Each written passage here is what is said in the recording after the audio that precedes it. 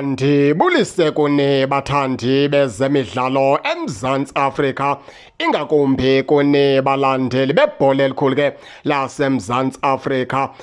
Apha ke sizawuthetha ke ngoBrandon Peterson othe wayi-man of the match kwiderby namhlanje.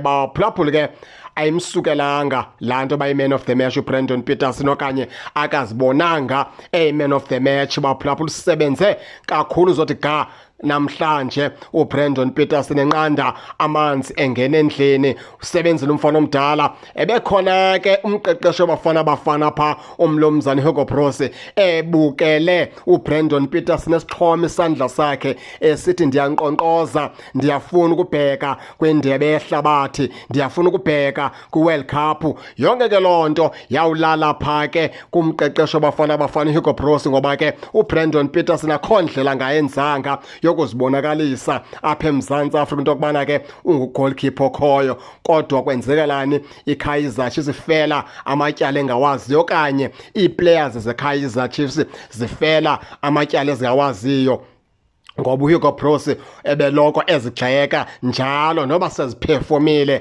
uyazigxeka njalo. Namhlanje kuBrandon Peterson ke uwaphendule okanye iphendule ke imibuzo kamlomzana uHugo Broos. Vale ibhola bezinzima kakhulu, even le bhola ingeneleyo uBrandon Peterson uyekelelwe i-defenders ke zeqela leKaizer Chiefs. Uyilwile la bhola uBrandon Peterson ke i-defenders Chiefs ke zaslowly pha bekumele bazikhawuleze zawuvala amazibuko, zamncedisa umfana omdala, zayidefenda la bhola. Kodwa ke zamyekela yabe kuyaskora Orlando Pirates. Kona uBrandon Peterson uyi-man of the match, akenzelelelwanga, usebenze ngeyona ndlela.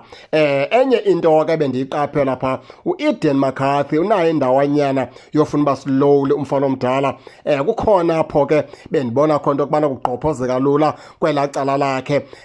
Bradley Cross umfana omdala ebedlala i-attacking football namhlanje.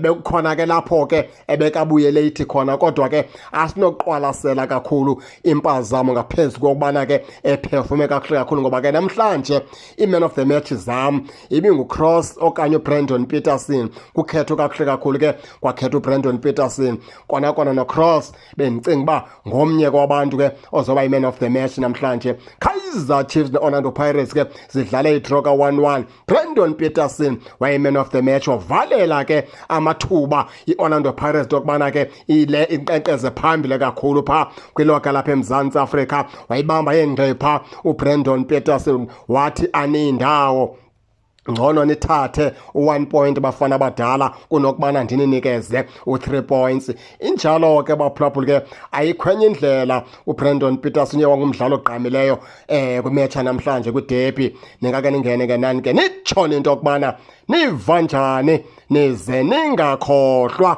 usubscribe kule channel ukuze ningaphoswa zezemidlalo endizanothulela zona kwixa elizayo kakuhle babukeli.